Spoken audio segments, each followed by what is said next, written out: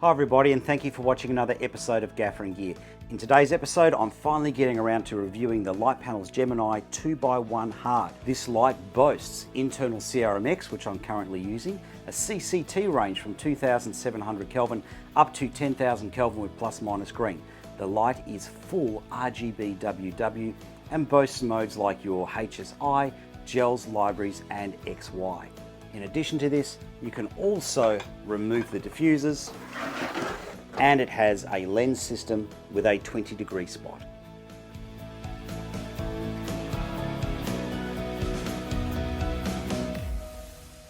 Alright, so we're covering a lot in today's episode. So I've got this broken up into chapters. So if you go to the scroll bar, you can find the chapters and find what it is that you're interested in. Or alternatively, you can go to the description where I've got an index where you can click on time code points and go directly to those things. All right, so let's start off with how much it costs and what you get. So it sells for about $5,600 US or about 8,600 Australian dollars. Okay, so when it arrives in a massive box with a load of padding. So no matter where you live in the world, this is going to get you in one piece. You get a dome diffuser, which acts like your flood, and you get a ultralight flat diffuser, which gives you a spotted beam. And of course, you get the light, which is very well constructed. Now, in terms of the build quality, it's very well built. It has built-in CRMX. Now, I can't talk to the CRMX with the CRMX toolbox, so it's obviously not a TMO2 receiver transmitter. Now let's go over the inputs and outputs. So you've got Nutrix in and out for your power. We've also got a 3-pin XLR, 26 to 33 volts DC in. For DMX inputs and outputs, we've got a DMX in and DMX out in 5-pin XLR, and we've got DMX in and out in Cat9. On the top of the light, there's a USB port for firmware updates and importing and exporting settings, and a port for an optional Bluetooth receiver. Now on the front, you've got two mounting options. So to get your flat diffusers in, you push these two releases back and this flap goes up. Now you can put your flat diffusers inside. So they just pressure in, push that latch down and make sure it's definitely locked. Now if you want to use the dome diffuser, that slides into the front and automatically locks into place. Now, one thing to note with the flat diffuser is it is very close to the LEDs, so it is not evenly illuminated by the LEDs. This is especially the case if you're using it in color modes, where you could get some funky reflections on products. Now, as far as I can tell, this light is high-speed flicker-free, because I haven't been able to get any flicker off the LEDs. All right, so let's go over a list of pros and cons. All right, so this light has lenses over all of the LED light emitters, and they concentrate the light to a 20-degree beam angle, which can boast a lux of 23,000 at a distance of 3 meters. That's about 10 feet. Now, to give you some idea of how much light that is, that's about double the amount of light that you get out of a Vortex 8. But here's the difference between me and other reviewers. I do lighting for a living. So let me explain to you why this 20-degree lens system is on my list of negatives. Okay, so I've got the light here running with no diffuser in front of it. And I've got the light set to 5,600 Kelvin.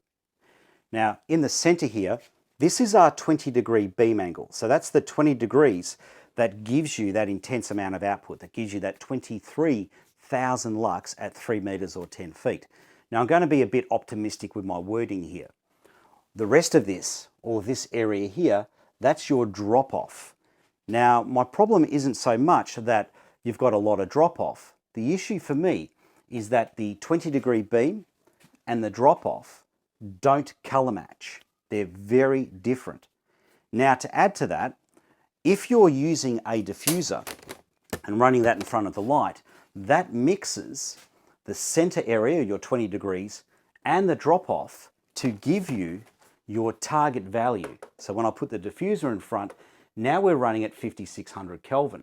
Okay, but I take the diffuser out, we've got two different areas. This, of course, also means that your center 20 degrees here and your drop-off area, neither one is the target value that you dialed into the light. Now, when I took a reading in the 20-degree beam, I got nearly 10,000 Kelvin, and it had a magenta hue. Now, outside of that 20-degree beam, it came in at about 5,000 Kelvin, and as you can see, it's got a massive green hue. Now let's take this one step further and have a look in a color mode. If you're running a fully saturated color, well then your center 20 degrees and your drop off all match. But if you start to desaturate, it desaturates in the center first, giving you two radically different colors. Because it's very hard to show you the extent of the drop off or spill light in a small garage, I've taken this photo outside. Now, if you look at the BTS for the launch video of this product, you can actually see this. So for me, this limits the practical applications for this 20-degree native beam angle when I'm using it on set. Now, let's continue on with the pros and cons and talk about the DMX. In terms of an overwhelming pro, this now has built-in CRMX. You don't need this dongle, which you had to have on the 1x1 hard, which I'm sure you would have found incredibly irritating, particularly the way it catches on the yoke. Now, other pros, they've really improved the smoothing and the dimming in the CCT mode. So if you're running this thing in the CCT mode, you can now do beautiful fade ups and fade downs and beautiful crossovers from warm light to cool light. However, if you're using this light in a crossover mode like CCT HSI and you want to go from a white light to a colored light instantly, this light seems to go to black in between. And if you want to do a transition from a white light to a colored light, this is out of step with every other light that I own. Every other light I own seems to do that transition on a linear curve. This looks like it's doing it on an exponential curve, and I can't find any way of changing that in the menu system. All right, so let's start going over the pros before these guys take me off the Christmas card list. All right, so the one big pro for me is how this works with its diffusers. Now, it sells with two diffusers. You've got this ultralight flat diffuser and this dome diffuser, and you can buy other grades of diffusers if you want. Now, this ultralight diffuser acts like a spot. This dome diffuser acts like a flood. We'll go through this in more detail later on in the video, but let's have a look at how this goes with the spot diffuser or the ultralight diffuser. It gives you an incredible amount of light. It's a wide enough beam angle that you can use it for a lot of applications, but it's tight enough that it gives you a heap of firepower. And as you can see, we don't have any of those awful characteristics that we were getting out of the 20-degree native beam. Now, in terms of brightness, this comes in at 2.8 times brighter than an RE Sky Panel S60C with its intensifier. That is a substantial amount of firepower for the weight of the unit. Now, the whole light comes in at 11.5 kilograms. Now, bear in mind, the power supply is built in. That's everything. The power supply, the light, the stirrup, 11.5 kilograms. So as you can see in their launch video, it's light enough to stick on a drone. But in addition to that, it's really simple to use. All you need to do is plug in your power and you're off and running. And the control system is very simple to use. Now, there is one minor improvement to the software since I reviewed the Gemini 2x1 Soft. In the original Gemini 2x1 Soft video, every time I was doing an adjustment, I would have to flip it up this way to access the controls and then flip it back that way so you could see what the light was doing. Now, in this version here, you can actually go into the menu system and flip the screen over.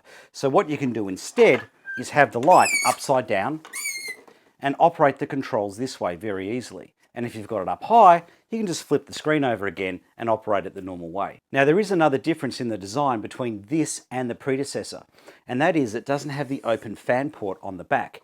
Instead, it sucks in the air through the air vents here, sucks that across the electronics to cool the electronics down, and then blows it out via the fan in here across the heatsink to cool the LED light engine down. Now, I don't know why they've done this, but it has increased the fan noise. Now, I don't think it's going to be loud enough to give you any audio issues, but it is something to be aware of, particularly if you've got the light running in automatic mode or automatic fan mode, where the fans increase and decrease in volume if you've got a lot of them on set. Now, this light is very well built, but there is a reason it is lightweight, particularly compared to other lights in this class, and that is it doesn't have a weather protection rating. Now, there's just a few other things I forgot to mention in terms of the pros and cons.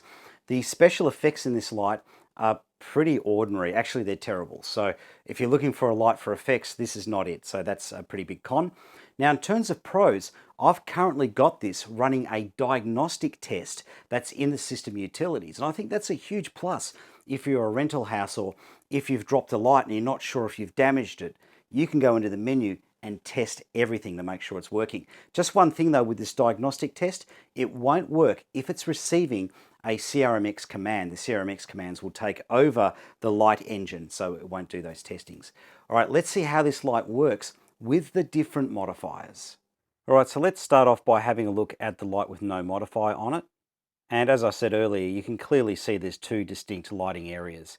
Now, if this footage looks dark, it's because I've had to expose for the hotspot and I've had to chuck blacks over absolutely everything in the room that can reflect because this light is so powerful. Now let's have a look at the light at 3200 Kelvin. And as you can see, there is definitely a different colored light outside of the 20-degree beam angle.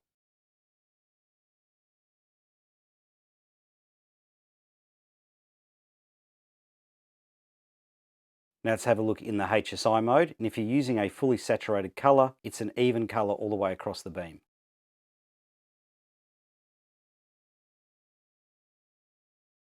And the color of the light is fairly consistent all the way across the beam, regardless of what color hue you dial in.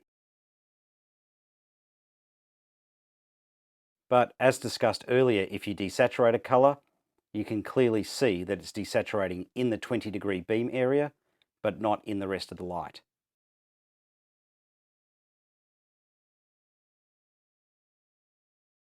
Now in this mode, the shadows are very funky, not what you'd expect from a 2x1 panel. Now let's take a look at it with the ultralight diffuser attached. Now this is definitely a spotted up beam, but it's wide enough to actually be really useful. And its brightness levels are quite impressive. It seems to have a consistent color right across the beam. Now let's switch it from 5600 Kelvin to 3200 Kelvin. And again, consistent quality of light across the beam.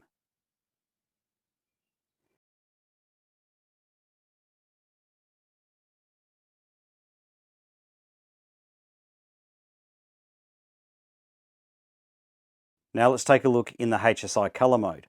And with fully saturated colors, it is a very even color right across the beam.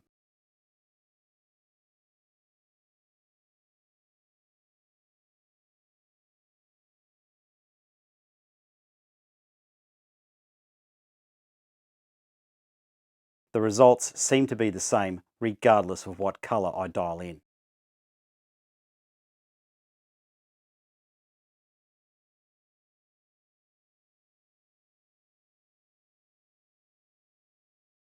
And when the light is desaturated, it's an even desaturation across the beam.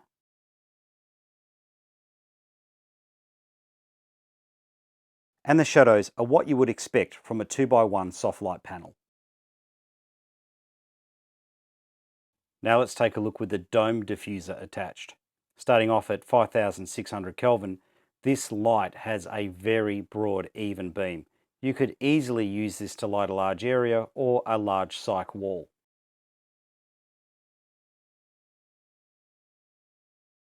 Now at 3200 Kelvin, the results are the same.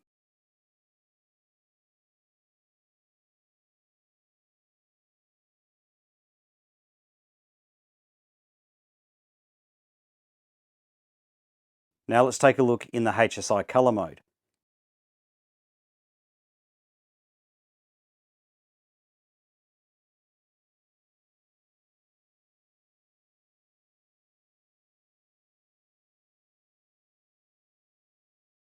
The results are the same in the HSI mode, regardless of the color that you dial in.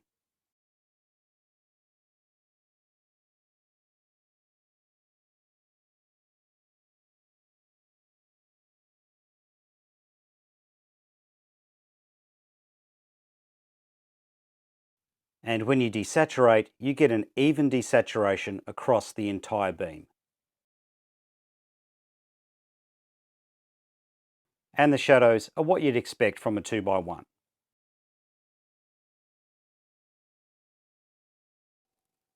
Now let's take a look at how the light responds to DMX commands.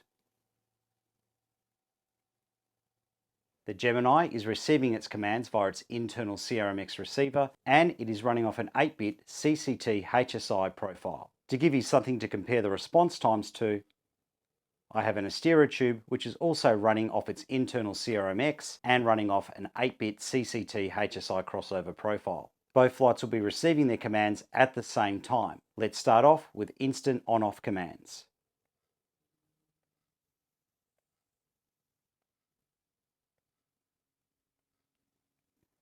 Now let's have a look at half-second cues.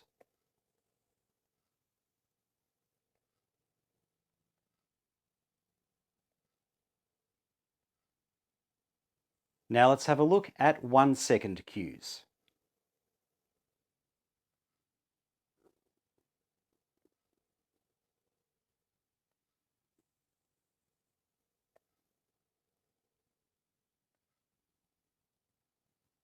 Now let's take a look at 2.5-second cues.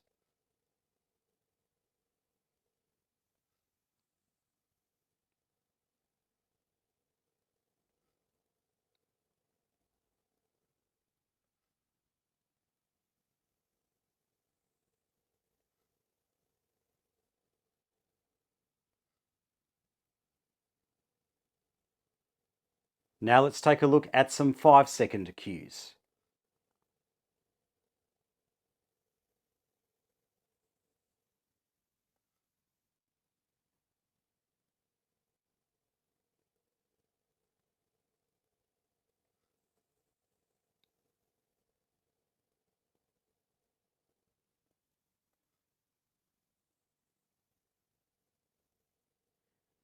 Now let's have a look at some CCT changeovers between 5600 Kelvin and 3200 Kelvin, starting with instant changeovers.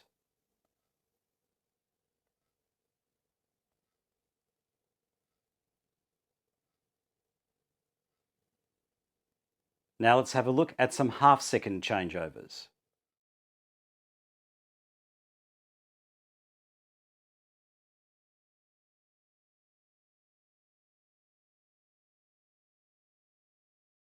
Now let's look at some 1-second changeovers.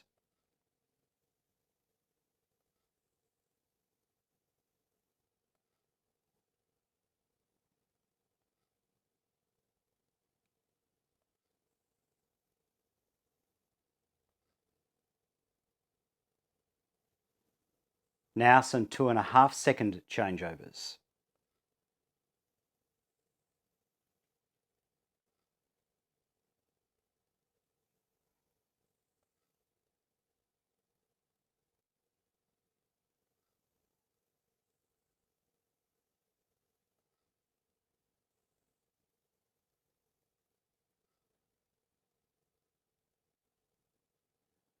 And now some 5-second changeovers.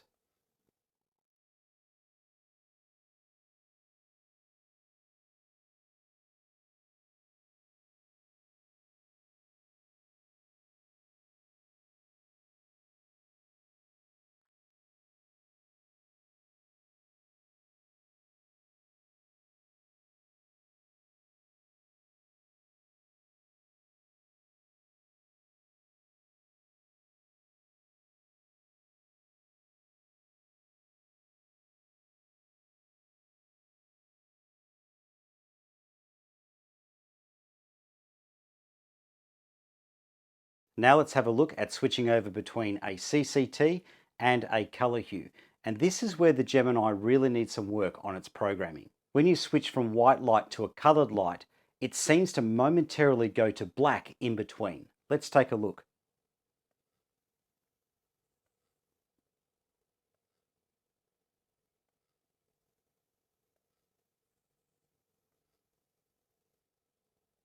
And when you do an automated cue, it seems to be out of step with every other light.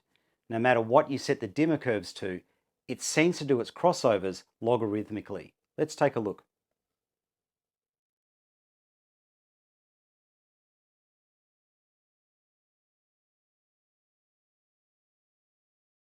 As you can see, it is way out of step with the Astera tube.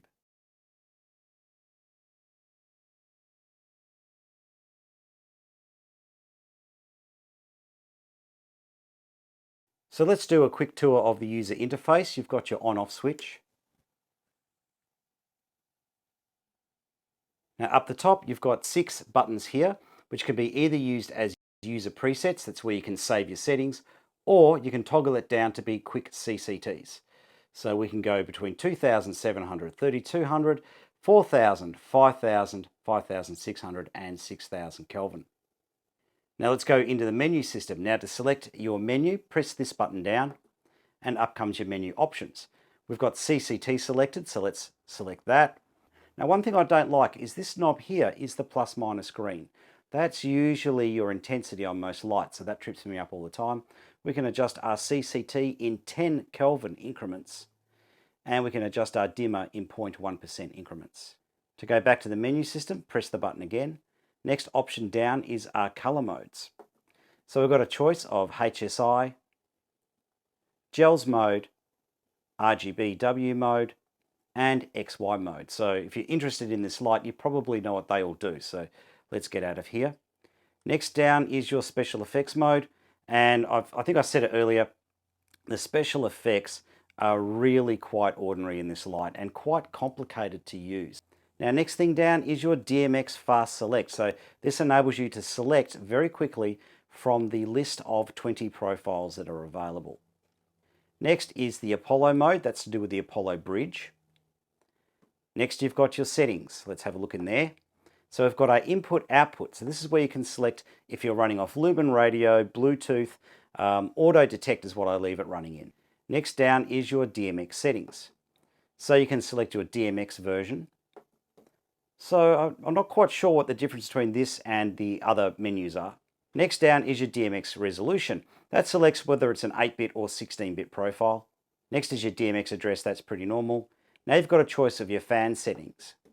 So you can have the fan on automatic, you can have the fan off, fan delayed, fan on maximum, and fan control over DMX. Lumen radio, so this is where you can select whether you disable the CRMX, unlink the CRMX. You can have a look at CRMX monitor, so that tells you your signal strength. And you can do things like enable, disable the CRMX. Next down is your DMX mode control. So you can enable or disable DMX control from here. And finally on the list is DMX termination. This cuts the DMX signal off at the light so that it doesn't bounce back down the line if you don't have any other lights after this in the chain. Next thing on the menu is fan settings. We can have the fan set to auto on, fan off, fan delayed, fan on maximum, or fan over DMX control. Display. So you've got a couple of display options here, but one to note is rotate. So you can have the screen that way up or the normal way up, depending on which way you've got the light orientated. Next down is your settings for the USB port. So you can use this to store settings, store presets, restore settings, restore presets, or do firmware updates. Next is the system menu. So you've got system info,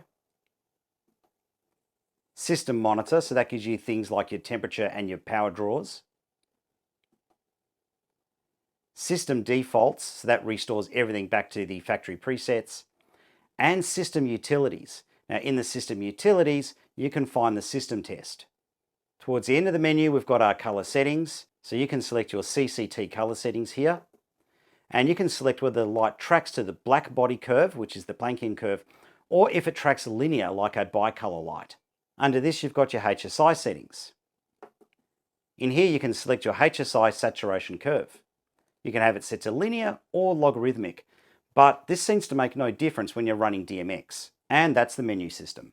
Let's start going over all of the data I've collected, starting off with AC power draw. Over several days of testing, the maximum power draw was 503.6 watt. At 3200 Kelvin, I measure 433 watt, and at 5600 Kelvin, I measure 439 watt. Now let's take a look at the average CCT accuracies, and these are measured with the dome diffuser at 50 Kelvin increments. Between 2700 Kelvin and 4000 Kelvin, it is out by an average of plus 80. Between 4100 to 5000 Kelvin, it is out on average by plus 138. And from 5100 Kelvin to 6000 Kelvin, it is out on average by 184. Now let's have a look at the TN30 color render results. At 2700 Kelvin, it scored 94. From 2750 Kelvin up to 3400 Kelvin, it scored 95. From 3450 Kelvin to 4650 Kelvin, it scored 94. From 4700 Kelvin to 5250 Kelvin, it scored 95. And from 5300 Kelvin to 6000 Kelvin, it scored 94. Now let's have a look at the white point accuracy measured in delta UV. Between 2700 Kelvin to 4000 Kelvin, it is tracking to the Planckian curve by an average of plus or minus 0.0004 delta UV. That is incredibly accurate. Between 4000 to 5000 Kelvin, the light slowly changes from the Planckian curve and moves up to the daylight curve, which is why I don't have an average. And between 5000 Kelvin to 6000 Kelvin, it has an average delta UV of plus 0.0036, which means the light is tracking to the daylight curve ever so closely. Now let's take a closer look at some of our kelvins, starting off with the lowest kelvin that we can dial in. When I dialed in 2700 Kelvin, I got 2709. The TN30 color render results were 94% color accuracy with an average 104% color saturation. With the CRI scores, R4, R9 and R11 were all below 90. Here is the spectrum distribution. And the white point came in with a delta UV of minus 0.0006. When I dialed in 3200 Kelvin, I got 3277 with an SSI of 84. The TN30 color render results were 95% average color accuracy with an average 102% color saturation. With the CRI scores, only R12 is below 90. Here is the spectrum distribution.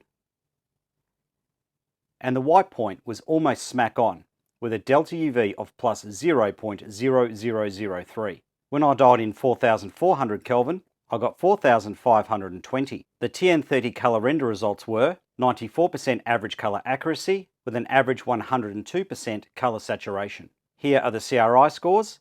R9 and R12 are both below 90. Here is the spectrum distribution. And at this point in the Kelvin range, the light is starting to track up to the daylight curve with a delta UV of plus 0.0012. When I dialed in 5600 Kelvin, I got 5808 with an SSI score of 73. The TN30 color render results were 94% average color accuracy with an average 100% color saturation. Here are the CRI scores, and only R12 is below 90. This is the spectrum distribution. And the white point came in with a delta UV of plus 0.0038. So compared to the Planckian curve, it does have a green hue of about the equivalent of a 1/8 correction gel. But if you're working to the daylight curve, which is where our D55 and D65 camera standards are, it is almost smack on perfect. When I dialed in 10,000 Kelvin, I got 10,758. The TN30 color testing results were 88% average color accuracy with an average 96% color saturation. With the CRI scores, R9 and R12 were both below 90. Here is the spectrum distribution. And the white point is still tracking to the daylight curve with a delta UV of plus 0.0027. All right, let's have a look at how accurately this light dials in its color vectors. If you're using the HSI mode manually and desaturating using the controls on the back of the light, it will desaturate to 5611 Kelvin. But if you're running this over DMX, you can select your white point. Red, which should be 0 degrees, came in at 1 degree. Green, which should be 120 degrees, was spot on. Blue was also spot on at 240 degrees. Now yellow, which should be 60 degrees, came in at 35. However, I would recommend dialing in 40 if you want to get a yellow. Cyan, which should be 240 degrees, came in at 217 degrees. And magenta, which should be 300 degrees, came in at 285. Okay, thank you for watching another episode of Gaffer in Gear. Look, if you haven't, be sure to click like and subscribe. Take care, everybody.